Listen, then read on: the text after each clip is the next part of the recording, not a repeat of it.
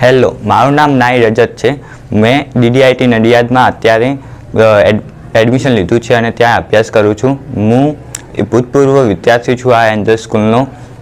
મેં શરૂઆતમાં જ્યારે 2019માં આ સ્કૂલમાં એડમિશન લીધું હતું ત્યારે મને લાગતું ન હતું કે મેં આટલી મોટી સફળતા પ્રાપ્ત કરીશ અને આટલી મોટી કોલેજમાં ભણવા જઈશ.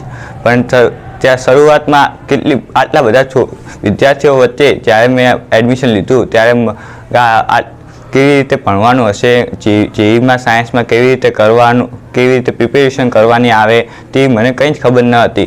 પણ સમયની સાથે સાથે એન્જલ સ્કૂલમાં આવીને મેં જાણ્યું કે જેઈ કેવી રીતે પાસ કરાય અને તેમાં કઈ રીતનું દાખલાઓ અને પ્રશ્નો પૂછાય છે. તેથી મેં તેની પ્રિપેરેશન ચાલુ કરી. એન્જલ સ્કૂલમાં આવ્યા પછી મને ખબર પડી કે અહીંના વિદ્યાર્થીઓ બહુ સપોર્ટિવ છે અને શિક્ષકો પણ ઘણા ફ્રેન્ડલી રહે છે.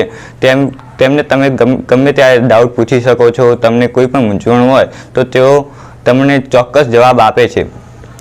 અહીંયા અમારો મોટાભાગનો સમય શાળામાં જ જતો હતો. સવારે અમારી 8 વાગ્યાની સ્કૂલ હતી.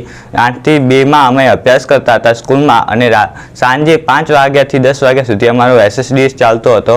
SSDS એટલે સેલ્ફ સ્ટડી અને ડાઉટ સોલ્વિંગ ક્લાસ. તેમાં તમે પોતાની જાતે સેલ્ફ સ્ટડી કરી શકો છો અને જો તમને કોઈ ડાઉટ હોય તો તમે તમારા શિક્ષકોને પણ પૂછી શકો છો. અને જો શિક્ષકોને ના પૂછવું હોય અને તમે તમારા વિદ્યાર્થીઓ, તમારા મિત્રો જે છે તેમની સાથે પણ તમારું જે ડિસ્કશન કર્યું હોય તો તમે કરી શકો છો.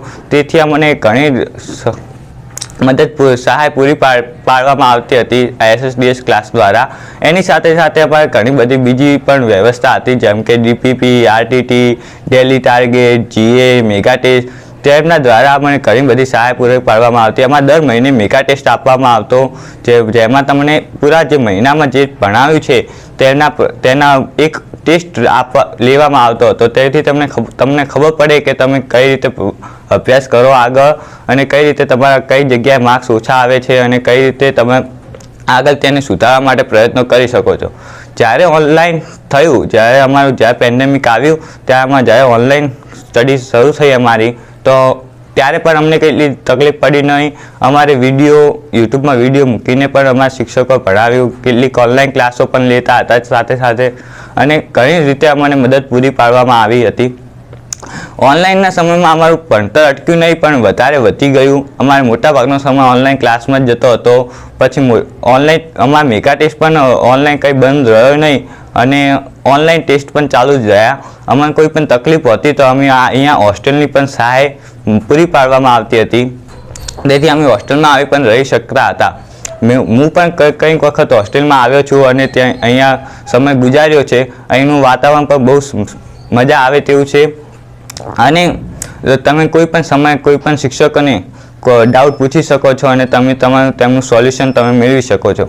આ એન્જલ સ્કૂલમાં આવ્યા પછી મારું સપનું જાગ્યું કે હું એક એન્જિનિયર બનું અને એક સારી એવી કોલેજમાં એડમિશન મેળવું. તેથી મને આ સફળતા પ્રાપ્ત કરવા પાછળ મારા શિક્ષકોએ બહુ જ સહાય પૂરી પાડી છે અને મારા માતા પિતા પણ આની પાછળ બહુ જ મદદ પૂરી પાડી છે. અને મારા મિત્રો કે જે મને કોઈ પણ ડાઉટનું ડિસ્કશન હું મારા મિત્રો સાથે કરી શકતો હતો અને તેથી તેમને પણ હું આભાર પ્રગટ કરું છું. અને લાસ્ટમાં હું એટલું જ કહીશ કે મને ગર્વ છે કે હું આ એક એન્જલ સ્કૂલમાં આવીને ભણ્યો અને મારું આ સપનું સાકાર કર્યું.